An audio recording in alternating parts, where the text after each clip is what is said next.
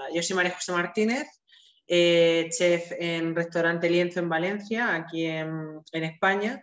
Bueno, llevamos 7 años abiertos y hacemos una cocina muy arraigada a lo que es el producto local, ¿no? Sobre todo zero waste. Intentamos que todo sea economía circular y que no haya residuo.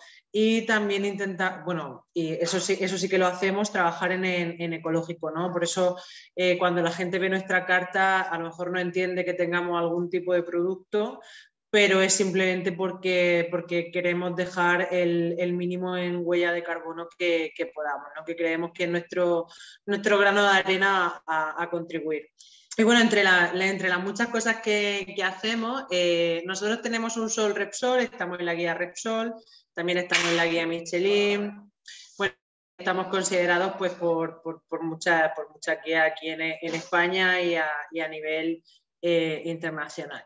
Y bueno, yo cuando pensé esta clase pensé en platos, pues uno de los trabajos que hacemos mucho aquí en Lienzo es poner en valor elaboraciones antiguas o elaboraciones que se hacían siempre con productos de siempre que están ahora ya como desapareciendo, que se están dejando de hacer, ¿no? Y eso sí que se encuentra mucho en nuestros menús de degustación, ¿no? Ese jugar con nuevas técnicas, con nuevas texturas, con nuevos productos. Somos un equipo, para que hagáis una idea, somos un equipo pequeño, en cocina somos 3-4 personas y bueno, y 3-4 personas y tenemos una capacidad para 100 personas, actualmente estamos dando 30 y bueno, hacemos ese trabajo de creatividad, ¿no? Y intentamos innovar siempre que podemos y bueno, yo los días que no estoy en el restaurante pues salgo a buscar el producto directamente a los agricultores, ¿no? Nosotros trabajamos directamente con ganaderos, trabajamos directamente con lonja de aquí de Valencia,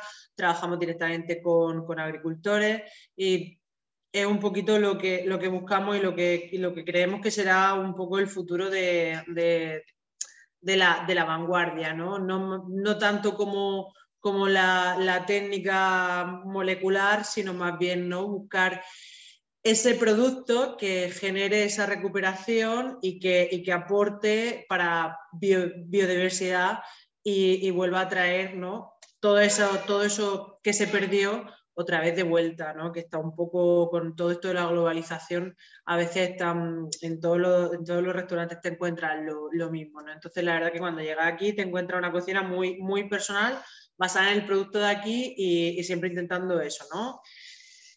Uno de los platos de los que os voy a hablar, vamos a empezar ya con ello, sería el turrón de piñón nacional con jarabe de la propia piña del piñón. Turrón de piñón nacional con jarabe de la piña del piñón. Y le ponemos, ahora tenemos un poquito de brote tierno de pino que le estamos acompañando arriba. Como podéis ver, lo que aquí hacemos, bueno, la Comunidad Valenciana tiene denominación de origen el turrón. El turrón es una elaboración tradicional que se puede hacer dura, con almendra y miel, o blanda, ¿no? Que es el que se conoce como el turrón de Gijona. Nosotros aquí lo que hemos imitado ha sido la textura del turrón de Gijona. Es un postre típico aquí que se toma por Navidad, siempre en dulce, ¿no? Se hace a base de almendra, de miel, de clara de huevo, se le pone canela, ¿no? Diferentes tipos de especies, y hay gente que incluso le pone algo de ralladura de naranja y tal. Y bueno, ¿qué fue lo que en el momento de desarrollar este snack? Esto es un snack en el restaurante que tiene denominación de origen aquí en la Comunidad Valenciana, en Alicante, y se toma en Navidad como postre.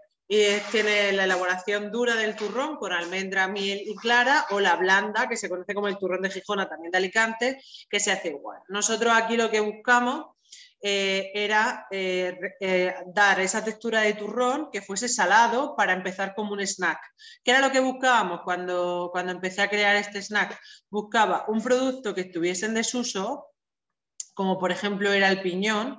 En la península ibérica una ardilla podía cruzar la península ibérica en el año 1400-1500 desde Navarra, desde la punta sur o sea, perdón, desde la punta norte hasta la punta sur, de pino en pino, ¿no? Y eso ahora mismo es como impensable, o sea, ya no quedan esos pinares, ya no existen. Entonces, pues los pocos que se dedican al piñón piñonero, queremos ayudarlos.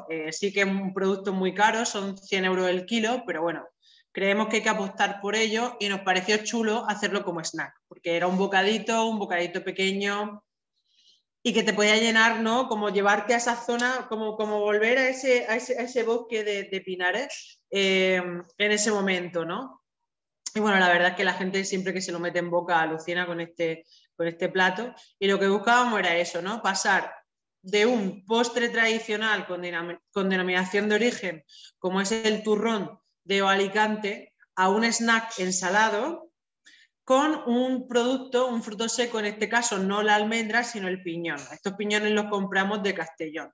Como podéis ver, el piñón que aparece en la imagen es un piñón alargado, es un piñón con un sabor muy intenso. El piñón que viene de los países asiáticos es un piñón que está a 20 euros el kilo y claro, o sea, al final la gente cuando hace un escándalo no tiende pues, a comprar ese tipo de productos, que es lo que nosotros siempre evitamos, pero ahí están. Y bueno, es un piñón mucho más pequeño, con menos sabor, y el coreano se suele reconocer porque las puntas del piñón son de color negro, ¿vale? Luego con la piña del pino, lo que hacemos es como un almíbar, ¿no? Y lo dejamos durante un mes macerando, hasta que va adquiriendo con la piña, cuando la piña está cerrada pero madura, no la piña verde, sino la piña del piñón madura. Hacemos un TPT, un tanto por tanto de agua y de azúcar, lo dejamos infusionando, o sea, lo cocemos un poquito y luego lo dejamos infusionar, la batimos y dejamos infusionar en nevera durante un mes. Luego vamos utilizando ese jarabe para ponerlo, buenos días, para poner un puntito, porque este jarabe de piña venía muy bien como remedio para abrir las vías respiratorias, ¿no? Y luego el turrón lo hacemos con maltodextrina, ¿vale? Con maltodextrina y maltosec. Bueno, si queréis os paso un poquito. Nosotros ponemos 45 gramos de piñón con aceite de oliva virgen extra hojiblanca, que es una variedad que no es como una arbequina que nos invadiría todo esto, sino que podemos utilizar un buen aceite de aquí de la península y seguir manteniendo ese sabor a piñón. Y lo que hacemos con esto es como una especie de praline, ¿no? Lo mezclamos con 100 gramos de maltodextrina y 20 gramos de maltosec, y luego le ponemos unos 30 gramos de aceite de piñón, que hacemos con 45 gramos de piñón y 200 gramos de aceite, ¿no? Todo esto se mezcla con guantes, con movimientos suaves, y entonces formamos como esa pastilla que vamos cortando en cuadraditos y formamos ese dadito, lo tengo aquí. Me había traído yo también uno que había salido. A ver, vale. Que tiene una textura a turrón que cuando lo metes en boca, ¿veis? Porque la maltodextrina es un almidón que se hidroliza, ¿vale? Son polímeros de glucosa y lo que hace, por ejemplo, es dar texturas a los aceites. Si pones un aceite con maltodextrina, la maltodextrina te absorberá el aceite y te creará esa textura, ¿no? Se pueden hacer tierras, las tierras también quedan muy chulas, o incluso con chocolate, una roca de chocolate con maltodextrina, queda también muy chula y muy diferente, porque cuando la metes en boca no es como esas rocas de chocolate densas, sino que esta se rompe y queda como una tierra, ¿no? Y la textura, la verdad es que es muy interesante. Nosotros aquí lo que hacemos es jugar con esa maltodextrina y maltosec, y bueno, y creamos este turrón que a la gente le sorprende muchísimo porque es ensalado, ¿no? Nos vamos de eso. Luego el siguiente, ya pasaríamos al siguiente plato, que sería el lobulato, la tosta de sobrasada y miel. Aquí en el restaurante hacemos un trabajo muy fuerte con mieles.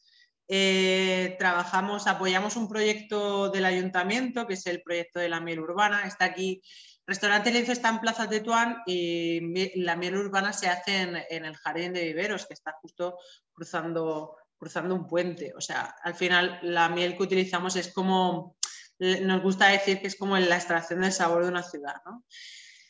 Esta tostada la hice porque yo soy de Alhama de Murcia y en mi pueblo, en un bar, yo siempre intento tener, yo trabajo en Valencia, uno no es de donde nace, sino de donde pase, pero por ejemplo aquí en platos tradicionales se hace muy típico en mi tierra las tostadas de pan con sobrasada y miel, ¿no?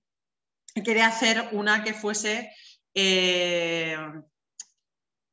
como, ¿no?, con técnica nueva de vanguardia, que fuese algo muy diferente y que sobre todo en boca fuese muy ligero, muy liviano, ¿no? ¿Qué fue lo que utilizamos aquí? Lo que utilizamos aquí, lo primero que queríamos era que no hubiese pan y que no hubiese sobrasada, ¿no? Partiendo de esa base.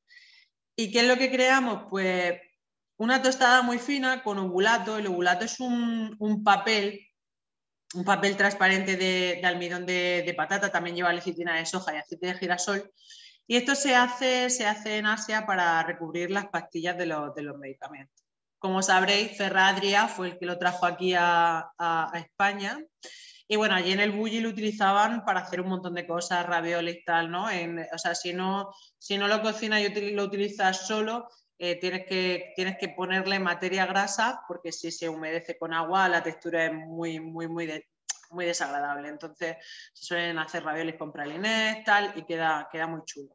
Lo que nosotros hicimos aquí fue una tostada de obulato con un almíbar, un TPT con pimentón. Entonces eso llevaba 100 gramos de agua mineral, 100 gramos de miel y llevaba 5 gramos de pimentón y un poquito de bronce para darle un poco de brillo. Y lo que se hace con esto es el almíbar en frío y vas poniendo en silpat de silicona lámina de obulato, le vas dando pinceladas muy suaves con el almíbar y vas poniendo capa y capa, así hasta 10 capas.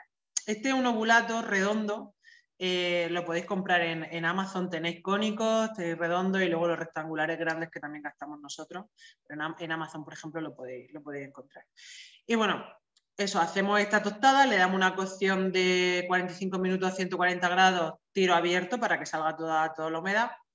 Cuando sale del horno y el caramelo enfría, te queda una tostada totalmente rígida que aguanta, ¿no? ¿Qué fue lo que le pusimos encima? Queríamos esa sobrasada, que tuviera todo el sabor de la sobrasada. Yo creo que te pasé una foto del embutido en mi casa. En mi casa tradicionalmente hacemos matanzas y bueno, yo desde pequeña pues aprendí a hacer todo el embutido. Y eso fue lo que le metimos a esta mantequilla. Es una mantequilla clarificada y lo que hacemos es añadirle pimentón, ajo, ajo en polvo, perdón, pimentón ahumado, pimienta, vino blanco, ñora y ajo en polvo y sal. Todo esto lo dejamos con la mantequilla clarificada, lo dejamos en nevera que entibie y cuando está tibio lo ponemos en la kitchen con la varilla y lo montamos como si lo montamos y nos queda una mantequilla súper aérea. Eso lo pasamos a un fil y hacemos como unas barritas, ¿vale? Y eso lo pasamos al congelador. Y luego lo siguiente que encontráis en el plato, el siguiente elemento era unas perlitas de miel, ¿no? Porque aparte de que le van a dar sabor, aparte de la miel que lleva la galleta, un poquito más, y también estéticamente que se viese como si fueran pequeño ámbar, ¿no? Que quedaba chulo y estaba muy rico. Y es una técnica de perlas con agar-agar. Eran 100 gramos de miel, 100 gramos de agua y le ponemos 2,5 gramos de agar-agar. Ya sabéis que se dispersa en frío y luego se hidrata 80 grados, 100 grados. Nosotros siempre llegamos a ebullición y luego dejamos que baje a unos 50, 55 grados. Mientras tanto, todo eso, hacemos un baño invertido de agua con hielo y un aceite de semillas, ¿vale? Lo dejáis en nevera que enfríe bien, que esté súper frío. Luego pasamos a un biberón nuestro agar-agar con miel y simplemente vamos goteando sobre ese aceite y se van creando estas perlitas duras que lo que hacemos con un colador es retirarla o con una cuchara de esférico y las pasáis por agua y luego las podéis guardar en un tupper. Nosotros las guardamos en un tupper limpia, sin ningún líquido y nos aguantan 3 días perfectamente. Y para terminar, nada, cómo se emplataba esta tostada era poníamos el obulato y con un microplane rallábamos la mantequilla de sobrasada. Como podéis observar, quedaba muy, muy, muy aéreo. Terminábamos con unas perlitas de miel y luego un poquito de salmaldón, ¿vale? Y esto fue un poco como el guiño, ¿no?, a esa receta tradicional de mi pueblo, de la zona a la que yo pertenezco, intentando que no tuviera ninguno de los elementos principales, pero que mantuviese toda esa tradición y sabor. Y la verdad es que la gente que venía y toda la gente que lo probó alucinó con este plato porque era súper aéreo, ¿no?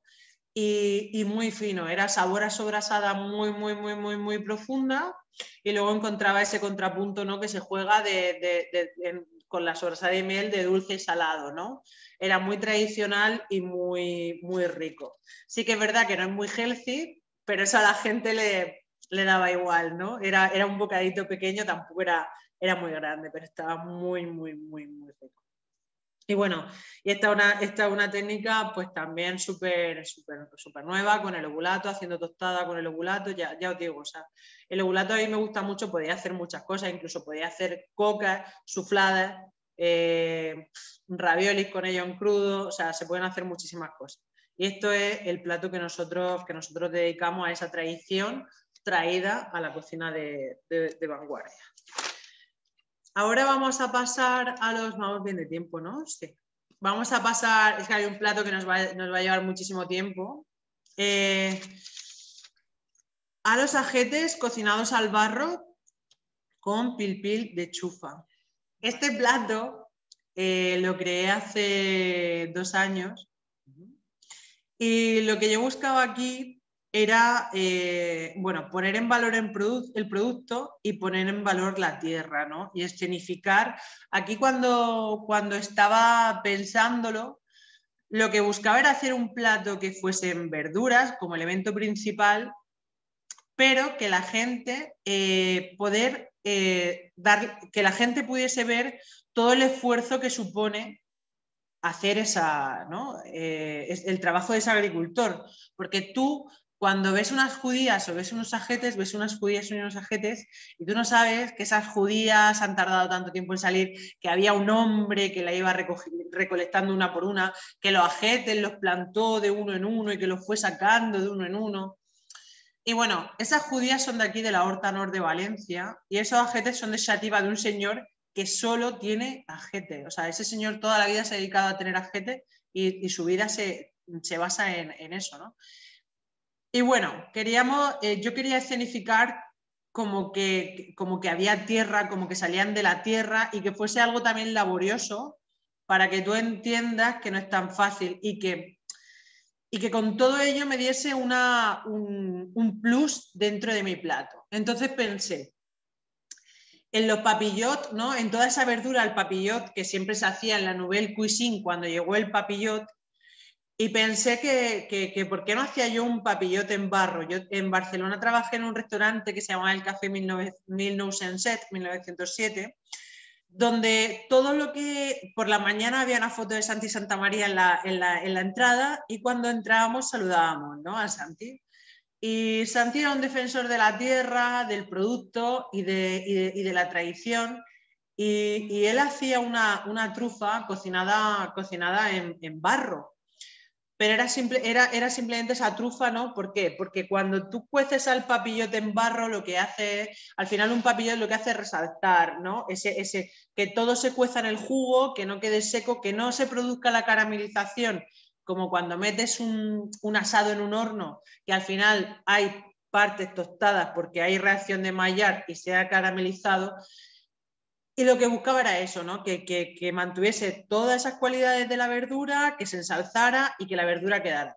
Entonces, bueno, después de muchísimas pruebas, recordé esa elaboración y decidí probar con arcilla alimentaria Y bueno, después de muchísimas pruebas y muchísimas horas, encontré la cocción perfecta de estos ajetes, estas judías. Utilizo judía manteca, que es una judía plana, blanca, típica de aquí de Valencia, está dentro del semillero de la Comunidad Valenciana. Es judía Bobby y el ajete, ¿vale? Todos cortados a 5 centímetros de largo, sin escaldar, ¿vale? Lo que hacemos es coger todas esas verduras 5 centímetros de largo, con hoja de col lisa. La hoja de col lisa sí que la escaldamos en agua y lo que conseguimos con ello es una hoja súper flexible, pero que nos aguanta un papillot, ¿no? Lo que en otros sitios mucha gente para el papillot coge la bolsa esta transparente o cogen papel sulfurizado de horno, nosotros no, nosotros queríamos que fuese todo muy natural, que te representara eso, ¿no? Y entonces lo que hacemos es envolver esa verdura toda cortada igual, gracias Juan, toda cortada igual en una hoja de col lisa, y después lo que hacemos es con arcilla alimentaria, arcilla roja, extendemos unos 20 centímetros de largo por unos 8 centímetros de alto, con un rodillo, metemos ese saquito que podéis ver en la primera imagen a la izquierda. Tenéis lo que sería el barro, que pone el lienzo, ¿vale? Y cuando se rompe en sala, como podéis ver, con un martillo, la verdad es que es muy chulo porque la gente suele alucinar, porque ya no es solo toda la elaboración que lleva, que estemos recogiendo cocciones ancestrales, sino todo el poner en valor también la sala era una de las cosas que yo buscaba también en este plato, ¿no? O sea, que al final tú pudieras tener un camarero contigo 10 minutos explicándote todo ese producto, todo ese trabajo en el huerto, y eso es lo que aquí en Sala hacen también, ¿no? Como podéis ver, hay una madera de olivo en la que se dispone este barro, y nada, cuando ellos rompen, lo que te encuentras es ese saquito con la judía y los ajetes cocinados. Los cocinamos en el horno a 180 grados durante 26 minutos y salen perfectos, salen al punto perfecto de la verdura. El saquito se abre perfecto y ellos con unas pinzas van sirviendo en el plato, ¿no? Cuando rompen el barro, lo que el cliente percibe en mesa, o sea, es que en ese momento el plato empieza a humear. Cuando la col abre, se huele en todo momento a ese ajete y a esa judía, y le invade toda la mesa, ¿eh? La gente en ese momento los ve cerrando los ojos y levantando la cabeza hacia arriba y oliendo, ¿no? Porque es espectacular. Lo que ellos luego hacen con pinzas es pasar esas verduras al plato, y después lo que hacemos es naparlo con un pil-pil de chufa. ¿Cómo hacemos este pil-pil? Como sabéis, el colágeno es esa materia suspensora, ¿no?, que te encuentras entre los huesos, músculos, piel. Nosotros lo que hacemos es extraer el colágeno. Esto vale para cualquier elaboración que queráis hacer alguna vez. Una cabeza de merluza de unos 250-300 gramos, sin la galla, limpia, fresca, sí, fresca, muy importante. Le añadimos unos 300 gramos de aceite de oliva virgen extra, ¿vale? Si utilizáis para mí el mejor para todo esto siempre es el hojiblanca, porque no es agresivo, y no queremos añadir esos puntos que dan otros aceites, ¿no? Lo que hacemos es meternos en el horno a vapor o en una runner, ¿vale?, envasado al vacío durante 30 minutos a 100 grados. Todo el colágeno saldrá y después lo que hacemos es abatirlo, colarlo por fino y lo dejamos en nevera. El colágeno caerá precipitará hacia abajo e enfriará, y nos quedará el aceite infusionado también arriba. Eso en Thermomix a velocidad cuchara lo pondremos a 35 grados, se va moviendo, se va soltando y le vamos añadiendo ese aceite en forma de hilo. Lo que os quedará es un pil-pil súper montado, ¿vale? Queda como si fuese una mousse, queda impresionante. Entonces no hace falta que utilicéis ningún texturizante para ese pil-pil. ¿Cómo lo vamos emulsionando luego? Cuando tenemos ese pil-pil hipermontado, lo reservamos y tenemos también una horchata de chufa preparada, ¿vale? La chufa es muy típica aquí en Valencia, también tiene DO, y bueno, y ahora empieza la temporada. Nosotros por 1 litro de agua mineral ponemos unos 200 gramos de chufa hidratada, y bueno, se tritura, se pasa por esta meña y eso es una horchata.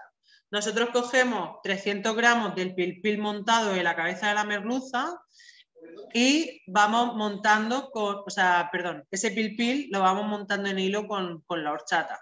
300 gramos de pil pil con 200 gramos de horchata de chufa. Y nos queda un pil pil súper untuoso de chufa. Y el sabor es espectacular porque hay esta textura que se te pega, ¿no? El colágeno se te pega en los labios. Terminamos rallando con un poquito, estoy pidiendo a mi equipo, adiós.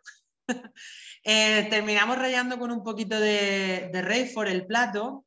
El Roquefort es una raíz parecida al wasabi, de origen ruso. De hecho, hay en muchos sitios que lo hacen mal. Lo que se hace es rallar Roquefort, le ponen colorante verde y te lo venden como si fuera wasabi. ¿Por qué? Porque es mucho más barato, pero no tiene nada que ver, ¿no? No es como un wasabi fresco. Nosotros lo que hacemos con este Roquefort es que da un toque a rábano picante muy rico y que no es tan invasivo. Y lo rallamos fresco por encima y también rallamos un poquito de hueva de musgo en salazón. Y la verdad es que es un plato que a la gente le alucina. Es un papillot en barro. Aquí en España, cuando llegaron los marroquíes, fue cuando trajeron todas estas cocciones en barro, el tajín que tienen ellos, también se hacen en los hornos que tienen, que están bajo tierra. También se hacen muchas cocciones en vasijas de barro cerradas.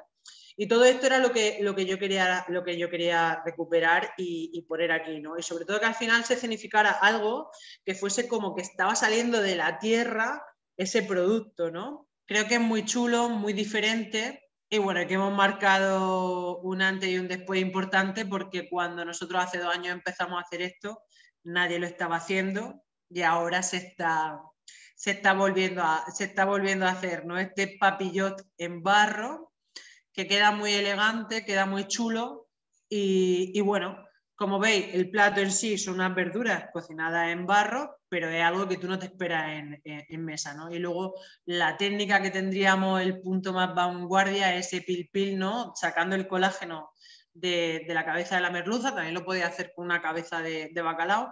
A mí me gusta más la merluza porque al final te da esa textura de pil pil que se te pega en la boca, pero es muy suave, muy respetuoso y al final en este plato lo que predomina son los ajetes y las judías, ¿no? Y el equilibrio es es muy elegante. A la gente le sorprende porque hay gente con este plato que a lo mejor lleva muchísimo tiempo sin comer verdura y cuando viene a este tipo de restaurantes te esperas gamba, beira, no sé qué, ¿no? Y al final te sacan un plato con ajete y judías y cocinado en un barro y te rompe todos los esquemas, ¿no? Y bueno, se podrían hacer muchísimas más cocciones mi amigo Xavi hacía unos calçots y luego les ponía una salsa romesco, hacía una romesco al momento y bueno, quisimos poner el plato así en valor y yo creo que fue una locura hace 2 años y lo sigue siendo cuando la gente viene y lo ve, ¿no? Y sobre todo también, muy importante, que ponemos en valor, porque muchas veces los cocineros nos olvidamos del trabajo de la sala, pero yo creo que hay que tenerlo muy en cuenta, que puedan tener, ¿no? O sea, al final un restaurante es un 50-50. Si yo voy a un restaurante, como muy bien, pero me atienden fatal, pues lo más seguro es que no vuelva. Pero si todo está en equilibrio, me va a parecer estupendo y volveré. Y cuando al final puedes tener ese trato cercano con el cliente y puedes hacer una elaboración hasta el final en mesa, pues queda muy chulo, queda muy elegante y pone en valor ese trabajo en sala que a veces siempre se olvida, ¿no? Y bueno, la verdad es que ellos están encantados porque es una elaboración que es muy chula de hacer.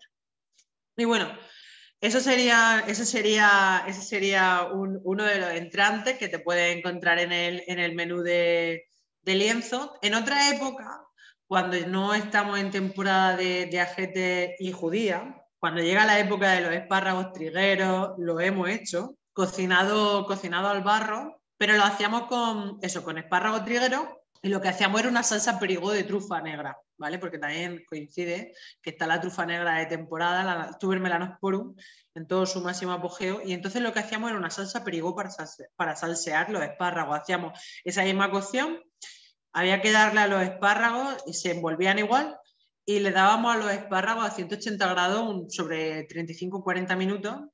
Se sacaban igual, se troceaban igual, pero luego se salseaban con una perigó, ¿no? Que un fondo de carne potente con esa trufa negra y tal, y la verdad es que cuando es la época de invierno, eso nos gusta jugarlo mucho porque queda súper potente, estás también trabajando temporada, queda muy chulo y es igual de potente, ¿no? Y esta sería la versión ya más de primavera-verano, que es ya la temporada que estamos trabajando, ¿no? Y así también mantenemos esas cocciones ancestrales, ¿no? Las tenemos, la tenemos todo. Es un plato que podemos tener todo el año, cambiando tanto la salsa como el interior. Y ya iríamos con el último plato, que es el que más tiempo nos va a llevar, que es un postre. Es uno de los platos que, bueno, que hice hace 4 años y más rompieron, que fue el pijama. A ver si me pincha la imagen del pijama. Ahí. Y bueno, el pijama es un postre muy chulo, no sé si lo conocéis, aquí en España es un postre que se crea por un error. O sea, llega la flota americana al puerto de Barcelona y esa noche cenaban en un restaurante de Barcelona súper famoso que sigue abierto a día de hoy, que se llama Siete Puertas, de una de las grandísimas familias catalanas, y ellos cenaban un menú y en el menú pidieron peix melba. ¿Vale? El peix melba es un postre que hizo Escoffier en el 1892 para la cantante de ópera Nelly Melba, que lo hizo en Londres, que consistía en un melocotón con fruta de temporada también se había, un melocotón en almíbar hecho al momento, con frambuesa, una base de helado de vainilla, se le ponía también trocitos de almendra y algo de nata montada. Entonces llegan los americanos a Barcelona y en el acento americano dicen peix melba, pero en vez de decir peix melba, con el acento americano tuvieron que decir algo muy parecido a pijama, pishmalba, algo así. Él entendió pijama. Por eso este postre se quedó con el nombre de pijama. Fue una interpretación extraña que hizo el dueño de Siete Puertas, Paco Parellada, de ese peix melba, que él entendió pijama, por eso el nombre se queda como pijama, al que él añadió piña, melocotón, cereza, tarta contesa, que es una tarta helada aquí en España que lleva chocolate y nata.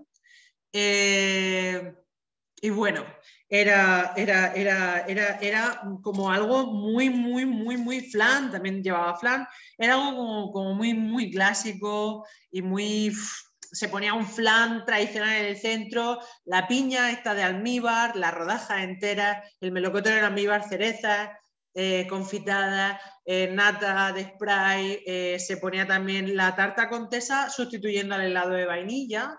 Y era un postre que en los años 80 en todos los restaurantes de España estaba en la carta y todo el mundo se lo pedía.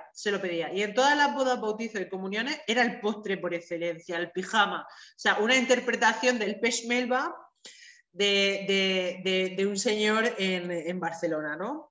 Y bueno, gustaba tanto que era un boom, ¿no? Pero como era algo muy ochentero, la gente, ¿no? Ya enseguida nos pusimos como más a refinarnos con otros postres, pues este como que se dejó del olvido, no ha desaparecido porque en Siete Puertas lo siguen teniendo en carta, pero como es algo que ya no te encuentras por ahí, ¿no? Y bueno, nosotros lo que hicimos, bueno, yo lo que hice fue quería hacer ese pijama, traerlo a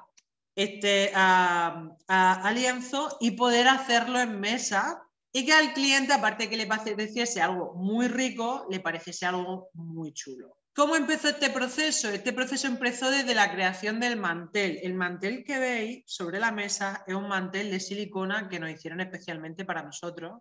El diseño, aquí en España en los años 80 se utilizaban las obleas estas para los postres tradicionales. Y bueno, lo que busqué era que fuese también una oblea así tradicional, llena de agujeritos y tal. Y bueno, que fuese de silicona, como un silpat, pero muy finito, ¿vale? La capa de arriba es brillante y se puede limpiar perfectamente, ¿no? Y la parte de abajo es como un cubre que tiene como almohadilla para que no haga sonido cuando pones cosas sobre el plato. Entonces, teniendo en cuenta todo lo que el pijama, todos los componentes del pijama, pues empezamos a crear, ¿no? Como podéis ver, este postre es un postre que se emplataba en directo en mesa, es decir, se ponía sobre la mesa un mantel en blanco y yo con una bandeja llegaba con todos esos elementos del pijama, ¿no? ¿Qué es lo que encontramos en este postre? Pues tenéis el flan, que son los círculos que tenéis ahí, pero es un flan perfecto. Ahora os pasaré la receta, me la he apuntado. Es 1 litro de leche, leche entera, con 500 gramos de nata, 35% materia grasa, yema pasteurizada, 200 gramos y 100 gramos de azúcar. Todo eso se mezcla bien, se cuela por fino y se pasa a una gastro, o bueno, si queréis a una flanera. Se pone con agua al baño María en el horno y nosotros lo pongo en seco, sin ventilador, a 120 grados durante 1 hora y media y luego lo dejo enfriar en el horno. Queda un flan de una textura impresionante. Bueno, en la base un caramelo, ¿no? Un caramelo normal, ponemos la mezcla y queda un flan impresionante. O sea, ese flan es de lo mejor del postre, ¿no? La gente se tomaba, se tomaba el flan como si no hubiese un mañana y de hecho hicimos una línea delivery ahora con todo esto y sacábamos esa receta de flan, sacábamos ese flan y la gente lloraba con ese flan. Muy, muy, muy, muy rico, muy elegante, muy sedoso, muy chulo. Luego lo que tenéis son también unas perlas de piña. Las perlas de piña, igual que he explicado antes con las perlas de miel, estaba muy chulo porque las tirábamos desde arriba y las bolitas salían y toda la gente tiende a tocarlas. Había un culís de cereza, un culís de melocotón. Luego también lo que encontráis es una mantequilla de melocotón con inulina. La inulina a mí me gusta mucho trabajarla porque este postre lo podíamos hacer con lactosa o sin lactosa. Cuando alguien venía con algún tipo de intolerancia, quitábamos la leche y hacíamos ese mismo flan con leche de avena y queda también súper bien, súper bien, súper bien. O una leche de arroz, también esa receta queda súper bien. Y bueno, eso, hacía una mantequilla de melocotón con inulina. Me gusta mucho trabajar la inulina porque podéis hacer ganache y crema, textura de mantequilla con esa inulina. No es una inulina en caliente, es como si fuese una mantequilla de melocotón sin nada de lácteo, ¿no? Poníamos 500 gramos de pulpa de melocotón con 150 gramos de azúcar y 100 gramos de inulina. Lo tenéis que mezclar todo bien con una Turmix y luego levantar a 55 grados. No os paséis de los 55 porque si no luego nos quedará la textura de mantequilla. Se pasa por un colador, se deja durante 24 horas reposar y cuando la saquéis lo que tendréis será una textura de mantequilla, pero impresionante con sabor a melocotón, ¿no? La inulina es un carbohidrato que se saca de la raíz de la chicoria, ¿vale? Y podéis crear ganache de chocolate sin tener que utilizar nata y a mí me gusta mucho utilizarla. El siguiente elemento que podéis ver son unas esferas, hacíamos unas esferas líquidas de cereza con cazalla, que es un licor como un anís que se hace aquí tradicional y lo que hacíamos era congelar esas esferas y luego las bañábamos en una manteca de cacao para que pareciesen esas cerezas, ¿no? Y eso el cliente se lo metía en la boca y le explotaba el líquido. Luego lo que tenéis también son un aspic, hacíamos aspic con melocotón en almíbar, piña en almíbar y cereza en almíbar y melisa. Queda muy bonito. Luego también el caramelo que veis es un caramelo que hacíamos con isomal, fondant y glucosa. Es un caramelo que hacemos 100 gramos de isomal, 100 gramos de glucosa y 200 gramos de fondant. Calentamos todo hasta 140 grados y en silpa estiramos y hacemos planchas. Cuando lo queremos utilizar cogemos esa planchita, la metemos entre dos silpas, un trocito, lo metemos en el horno a 140, sacan las bandejas calientes y lo vamos estirando al momento, al paso. Tenemos bombillas de calor en el pase y las aprovechamos para estirar. Y la verdad es que queda caramelo muy chulo y a veces muy grande, que le da volumen al pijama. Luego también lo que encontré por ahí es un chutney de piña. Hicimos un chutney de piña que le da ese toque ácido y muy especiado al postre, que quedaba muy chulo. Unas esferas de melocotón que hacíamos con gelatina vegetal, también la podéis hacer con capa, con un baño de capa. Y luego hay una elaboración muy chula, que era esa versión que hacíamos de la tarta Contesa dentro de este postre, que era esa tarta de chocolate con nata congelado, que es un chocolate suflado, ¿vale? Para eso lo que se necesita es esta bandeja, no sé si la conocéis o si la habéis trabajado alguna vez. Y bueno, lo que nosotros metemos aquí, lo que hace esta bandeja, te hace un vacío y te lo mantiene. Y lo que creábamos era una estructura de chocolate súper aérea, súper rica. Y lo acompañábamos de una chantilly del Reyford. Ese Reyford que le ponemos a los ajetes, lo hacíamos en chantilly. Porque en Alemania y en Rusia y todo esto, es muy típico tomar la chantilly de Reyford con salmón. Queda muy rico. Y yo quería darle un toque picante también al chocolate y le metí Reyford infusionado. Reyford eran 200 gramos de nata 35% por 25 gramos de azúcar y le metíamos unos 75 gramos de Reyford en daditos. Lo dejábamos infusionar, triturábamos, colábamos y dejábamos en nevera hasta el día siguiente y montábamos. Y quedaba una chantilly súper fina y cremosa. Y ese chocolate que veis suflado, me lo he traído aquí, que tengo. No sé si se ve. Este chocolate queda muy aéreo y se rompe. O sea, se rompe como burbuja. O sea, en boca es muy aéreo, pero es crujiente, ¿no? Y yo buscaba esa textura.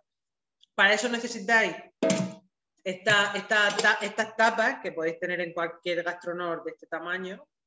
Y nada, se conecta a la máquina de vacío. Te va subiendo toda la burbuja de chocolate hacia arriba, para el vacío que no te lo haga, mete al conge, te cristaliza y ya tienes tu estructura de chocolate. ¿Cómo hacemos nosotros esta técnica del chocolate? La receta.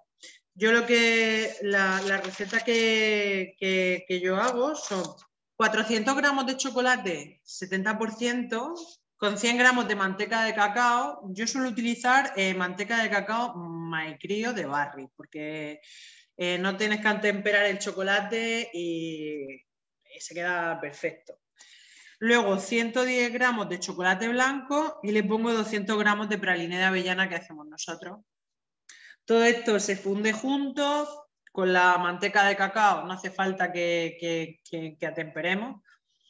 Y luego lo bajo a unos 50, 48 grados, y cuando está a 50, 48 grados es cuando lo meto dentro de la gastro y le doy el vacío, porque así es cuando la burbuja, como el cristal ya está estable, cuando suba te aguantará. Con mucho cuidado lo metes en el congelador y a la hora o así ya está toda la estructura ya firme y ya se abre, se va al vacío y te queda una roca de chocolate súper aérea y muy chula. Que se acompaña de esa chantilly de Reyford para intentar imitar, ¿no? Imitar no. O sea, ese rollo de texturas de chocolate y nata que sería una Contesa, pero totalmente descontextualizado y totalmente traído al momento de ahora. Y bueno, eso era un poco el postre. Luego el cliente lo comía sobre el mantel, jugaban, se reían, veía a gente súper seria. Claro, pero al final la gente cuando viene a un restaurante gastronómico muchas veces se ve como súper encorsetada, ¿no? O que se cohíben. Y aquí en Lienzo es totalmente libertad. Y claro, cuando llegaba este momento y yo estaba emplatando cosas y explicándole y tal, y poniendo y no sé qué, siempre pasaba que cuando tiraba algún elemento como las perlas de piña o tiraba algún otro elemento, aunque fuese gente de 55 años así, los veías con la mano coger la bola y tal, no sé qué, me decían, lo quiero probar. O sea, no podían esperarse a que estuviera el postre terminado, ¿no? Y eso es chulo y es también otro elemento que pone en valor, ¿no? El trabajar en sala con el cliente, ¿no? Y en mesa y con mantel. Y bueno, y eso es un poquito nuestro trabajo de platos tradicionales, súper olvidados, traído a la vanguardia y a que el cliente encuentre ese plus de diferenciación, ¿no? Y bueno, ya estaría. Bueno, Espero que os haya gustado. increíble. Yo ya te comenté que además justo la receta del pijama me parece un emplatado precioso y lo que tú dices que al final lo has conseguido transmitir de una forma divertida, ¿no? Que es, imagino, lo que buscas en tu restaurante. Voy a recordar antes de nada a los alumnos que podéis ir preguntando por el chat, que si queréis entrar en directo a preguntar a María José, podéis levantar la mano o avisarme por aquí por el chat. Y bueno, voy diciéndote alguna de las preguntas que han ido dejando por aquí. Pone Patricia que qué bonito el postre del pijama. ¡Wow! ¡Qué bonito! Gracias. Me pregunta Juan Vicente si nos vas a poder pasar las recetas para que yo se las suba a la plataforma y se las puedan descargar. Claro, sin problema. Perfecto. Pues Juan, cuando me las pase yo las subo y os avisaremos para que os las podáis descargar. Te voy preguntando por aquí. Patricia preguntaba qué libro recomiendas sobre platos creativos. Es que ¿sabes qué pasa? Que yo estoy súper... yo ahora te puedo recomendar un montón de libros tradicionales, pero de cocina creativa no leo desde hace 4 años nada. Cuando se hace, o sea, al final lo que tienes que aprender es a utilizar, ¿no? En este tipo de cocina vanguardista los productos para poder crear tú. Yo suelo evitar esos libros porque me suelen, o sea, si veo algo que me gusta mucho o tal, puede ser que se me quede en la cabeza y al final me condicione para hacer cosas y entonces ya yo no sea tan creativa, sino que esté copiando algo de otra persona, ¿no? Yo lo que recomiendo siempre es saber aplicar todas las técnicas bien y conocer bien los productos desde el inicio para tú poder desarrollar lo que quieras con el producto que quieras, ¿no? Yo lo que recomiendo es que lo que se tiene que hacer es conocer bien el terreno y conocer bien el producto y conocer bien lo que se hace. Libros de cocina creativa, es que hace mucho tiempo que no... Toda la Bullipedia, o sea, todos los libros del Bulli, ¿no? O sea, si se habla de cocina vanguardista y de la cocina molecular, tienes que ir al Bulli. O sea, el Bulli era hace muchos años como mi Biblia porque me lo leí todo, ¿no? O sea, al final es que él fue el creador de todo, el Bulli. Bulli Mugaritz, aquí en España. Sí, ¿no? Que son como los orígenes, por así decirlo. Es que la cocina molecular la creó Ferran Adrià, o sea, eso no tiene discusión. Entonces, ¿sabes? Si quieres saber algo de ahí, ve a la base que son ahí. Perfecto. Por otro lado, la pregunta que te había hecho José sobre la diferencia entre la maltodextrina y el maltosec. Nada, no hay ninguna diferencia, o sea, son lo mismo. Lo que pasa es que maltosec es de sosa y es que mezclamos dos maltodextrinas, ¿vale? Utilizamos maltosec de sosa, que es diferente, y luego utilizamos otra maltodextrina. Todo esto viene por otros azúcares que le meten, ¿no? Y entonces por eso mezclamos nosotros aquí en Lienzo, pero al final son los dos el mismo producto, ¿vale? Es lo que os he comentado, son almidón y se hace una hidrólisis y se saca esos polímeros de glucosa. Por eso, dependiendo de la marca, a veces encuentra algunos azúcares o no. No sé si sabéis que la maltodextrina influye mucho en la alimentación. Te la puedes encontrar incluso en la harina, porque la maltodextrina lo que te hace es darte mucho volumen, ¿no?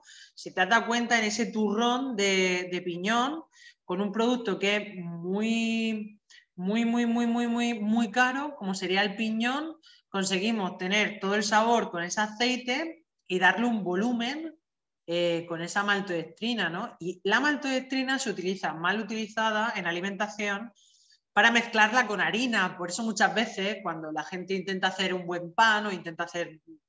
Es que he hecho esta receta de este panadero, o es que he intentado hacerme una masa madre y no he podido porque, claro, Sosa es la línea de productos de Albert Adrià. No, Albert Adrià son texturas. Sosa es otra empresa, son empresas diferentes. Y luego hay más empresas también que llevan maltodextrina. En industria alimentaria, maltodextrina la puedes comprar a muchísima gente, porque como ya te digo, es un producto que se suele mezclar con harina porque es mucho más barato y con ello lo que haces, pues a lo mejor hay sitios que incluso le meten un 30% de maltodextrina a una harina, ¿sabes? Y luego, claro, tú dices que esta harina era horrible, ¿no? Muy barata, pero no me salía la receta ni me ha pasado nada. Pues porque tienes que mirar. Muchas veces cuando compréis el producto, fijaos, o cuando vayáis a un supermercado, fijaos sobre todo en la harina, que ponga que son 100%, ¿vale? Porque si os pone que lleva algo más, veréis que eso es maltodextrina, ¿vale?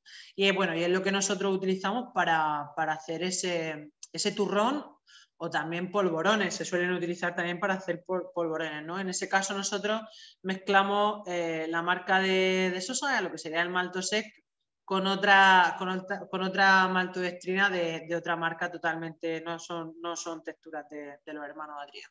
Perfecto. Te preguntaba, Patricia, que qué es lo que te inspira a la hora de crear una receta, una elaboración. Pues sobre todo eso, sobre todo lo que me inspira es el producto, siempre el producto, y siempre intento buscar platos que sean tradicionales y que se hayan dejado atrás o que la gente ya no los recuerde, ¿no? Y bueno, y eso es lo que a mí me inspira. O sea, yo siempre pienso en ese producto que ya no se utiliza, por ejemplo, para que te haga una idea. Nosotros tenemos ahora, siempre en el Mediterráneo, aquí se utilizan, la gente se vuelve loca con el mero, la gamba, no sé qué, ¿no? Y nosotros lo que yo hago es irme a la lonja de aquí de Valencia, que suelen llegar los barcos a las 4:30 de la tarde y es cuando se hace la subasta, y ver qué producto es el que hay. Por ejemplo, aquí nadie utilizaba el lenguado, ¿vale? Porque la gente asocia lenguado con lenguado la Menier, lenguado francés, pero es que aquí en Valencia sale muchísimo lenguado en la lonja. Y ahí fue cuando nació, o sea, de ese producto fue cuando nació el lenguado que hacemos aquí en el restaurante, que es un lenguado de la lonja de Valencia del Mediterráneo, son unas piezas de lenguado de medio kilo, y lo que hacemos es limpiar el lomo bajo, lo quitamos, dejamos la espina, eso lo pasamos por agua caliente, quitamos todo lo que sea la carne, se nos queda una espina limpia, perfecta, y hacemos un lenguado, hacemos un costillar de lenguado, una popieta de lenguado, una crema de chiribía y una galleta de alga codium. Y a la gente le alucina porque la gente realmente no conoce que aquí en el Mediterráneo hay tanto lenguado. Entonces, a mí lo que me inspira es decirle, oye, que la temporada real es esto, ¿no? Porque, o sea, la gente no realmente, lo que pasa es que hay desconocimiento del producto real, ¿no? Porque vivimos en un mundo en el que puedes comer tomate todo el año, puedes tomar fresas todo el año, hasta ahí la globalización. Claro, yo lo que me resulta chulo es decirte, hey, no, o sea, lo que dice la estación, lo que dice la temporada es esto y la realidad es esta, ¿no? Y recuperar esas raíces. Eso es lo que a mí me inspira. Una vez que tengo el producto, una vez que a lo mejor he pensado, yo cuando vi ese lenguado directamente me acordé de cuando era pequeña mi madre, a lo mejor una vez al mes compraba lenguado del Mediterráneo y te lo hacía, ¿no? como a la plancha, pero le ponía un poquito de mantequilla.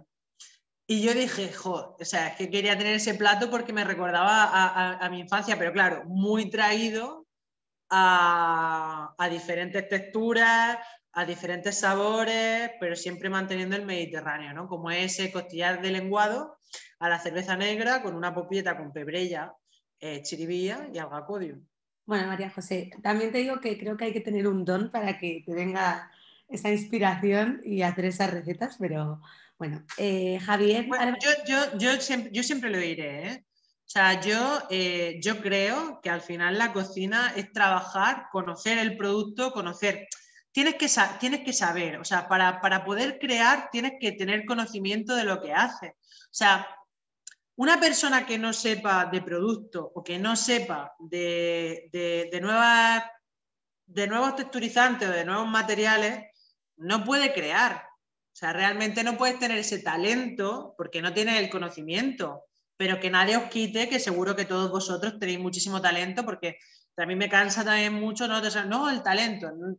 El talento es el saber, y eso también se sabe, ¿no? O sea, sí que puede ser que sea más acertado o menos acertado, pero todo eso es memoria gustativa, el paladar, tu conocimiento, todo lo que tú sepas y que te lo sepas llevar al terreno al que tú quieres. Sobre todo que tengas una línea muy clara de lo que quieres hacer. O sea, yo eso lo veo principal. Y luego ya, o sea, todo lo demás es volar, ¿sabes? Perfecto. Mira, pregunta por ejemplo Armando. Para crear algo nuevo con un ingrediente en desuso, ¿no es un poco arriesgado trabajarlo si la gente ya no lo pide? Aquí es donde está tu conocimiento, tu saber y saber hacerle llegar ese producto de una manera que les parezca espectacular.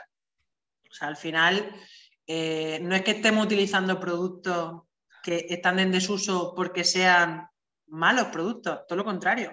Son productos que están en desuso porque el mercado, la competencia, el precio, lo está arrancando del mundo. O sea, yo nací en yo nací en la huerta de Murcia. Mi abuelo tenía una vaquería, tenía vacas. Yo sé lo que ordeñar una vaca y tomar leche, cabras, gallinas. Teníamos huertos, teníamos animales, hacíamos queso, hacíamos mantequilla. Me comía las fresas de la planta de la fresa, me comía los tomates de la tomatera. O sea, ese sabor de esos productos no es que estén en desuso porque sean malos, sino que están en desuso porque tú cuando vas a un supermercado tú ya no quieres un tomate que no te parezca bonito, tú quieres que todos los tomates sean iguales y sepan igual y al final parecen aquí, hay cosas que parecen corcho, que te las meten en la boca y saben a corcho, ¿no? No es arriesgado, hay que saber, por ejemplo, una de las cosas que descubrí, por ejemplo, mira, te voy a poner un ejemplo de por qué es de un producto en el que sí que te digo, ahí tienes razón, ¿sabes? Que sería, trabajo con un agricultor en ecológico que está recuperando variedades perdidas, ¿no? Entonces, siempre lo que buscamos también en variedades perdidas del semillero de la comunidad es que sean, que no se hayan perdido porque sean malas, sino porque no daban la producción, ¿no? Porque muchas veces también lo que se va haciendo en cultivo es seleccionar, se deja de plantar el tomate en 1884 porque la planta me da 6 tomates, pero hay otro tomate, variedad rosa también, que me da, en vez de 10 tomates, 300 tomates de una planta, ¿no? Pues tú, agricultor, que no piensas en el sabor y no piensas en tal, piensas que quieres vender muchos kilos y que puedes ganar más pasta, ¿no? Hay semillas que están muy ricas y hay otras semillas que no. Por ejemplo, una vez probamos a recuperar una celga, que era una celga de aquí de la comunidad, que estaba súper perdida, y dijimos, va, no sé qué, porque hablamos todos los días, y dijo, pues voy a poner no sé cuántas plantas de acelga. Vale, tal, no te las juegues porque supuestamente era una acelga muy rara. ¿Qué pasó? Cuando esta acelga sale, yo voy como si fuese como si fuese una cabra de montaña, y voy probando en crudo. Y de repente llego a la acelga y cogí una hoja y me la metí. Claro, yo en mi cabeza, yo he probado muchas acelgas silvestres y yo no me esperaba eso. Y yo creo que ninguno de vosotros, si probáis esa acelga, os esperáis eso. Me la meto en la boca y de repente, o sea, un limón sabía más ácido que un limón. Y yo le dije, tío, es que es normal que ya esta acelga no exista porque esto no se puede comer. O sea, luego hicimos pruebas y sí que quedaba muy chulo, y ponía unos puntitos para dar toque ácido y muy raro. Pero era peor que un limón, ¿sabes? Ahí sí que es arriesgado. Es muy arriesgado porque nadie quiere meterse un trozo de acelga y que le sepa a 100 limones juntos, ¿no? Pero es el único caso de producto en desuso que yo me he encontrado.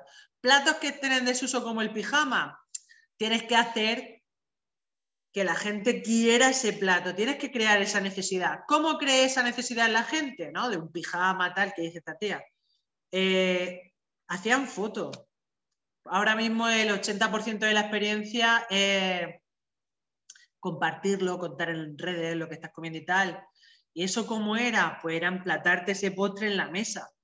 La gente, yo estaba emplatando y en todo momento estaban grabando y fotografiando y en todo momento lo estaban subiendo a redes sociales. Eso le creaba la necesidad a otra persona de venir y probar un pijama.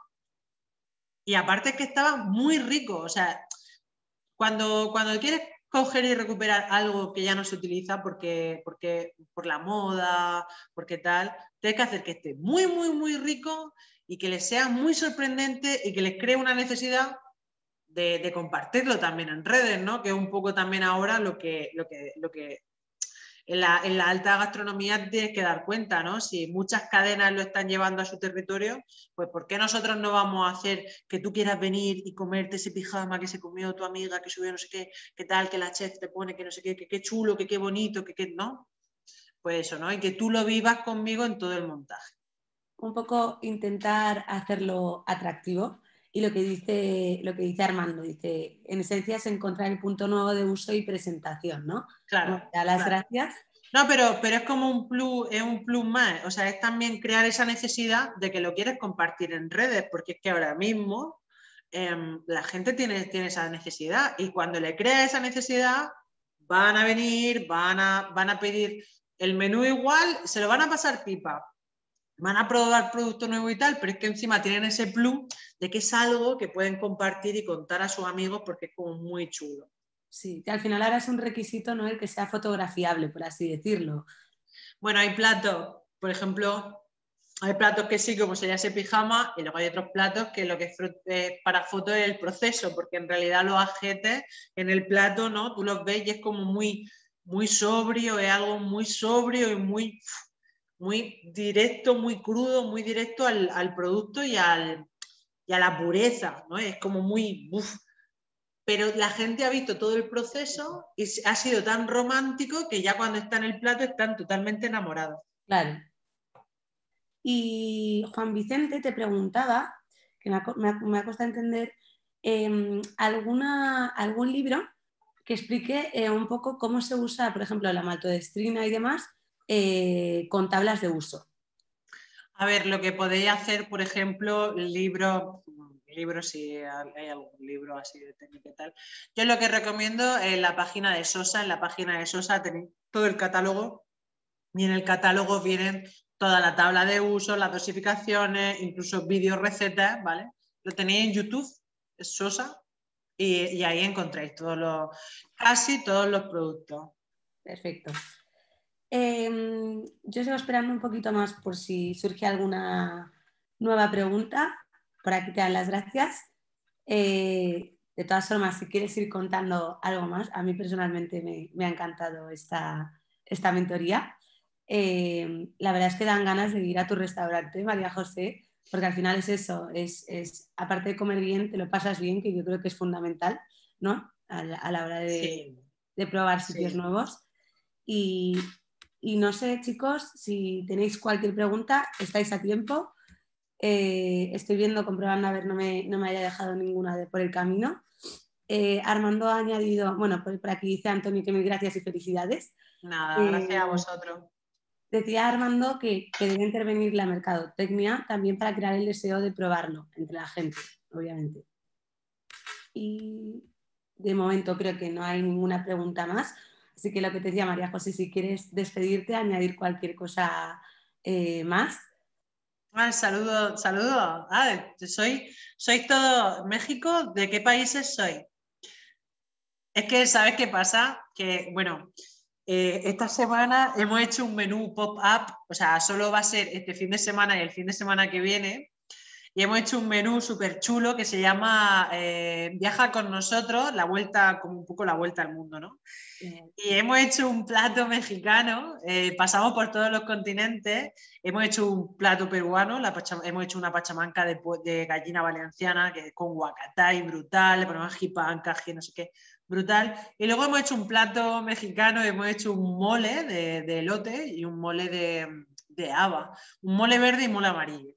Y a la gente le está encantando. A mí es que me encanta la cocina mexicana, bueno, y peruana y colombiana y de todos los países. Entonces, pues justo hoy estaba sacando los platos y estaba diciendo, mira, esta tarde hablaré con muchos de ellos. Así que un saludo desde Villahermosa, México. Qué guay. Pues nada, un saludo también para todos vosotros. Ha sido un placer.